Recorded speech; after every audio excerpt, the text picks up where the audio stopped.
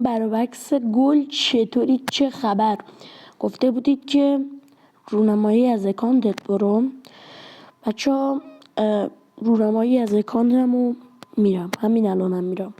همینطور که مشاهده میکنید پروفایلم و اسمم و لولمو، چون که این اکانت زیادی ارزش نداره ناموسن، ولی نمیدونم توی کامنت ها بهش که حتما قیمت بدید. توی کامنت ها من بهش قیمت بدید.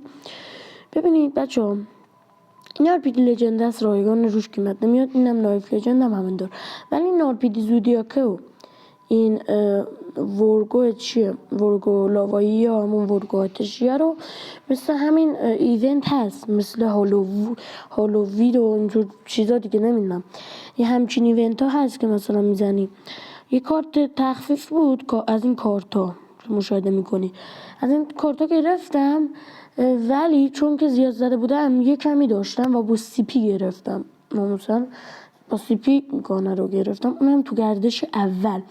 ولی گل بدید، لایک این ویدیو رو اگه به گل میدم، لایک این ویدیو به 2K برسه، هم فیس ریویل میکنم هم دیلیت اکانت میکنم.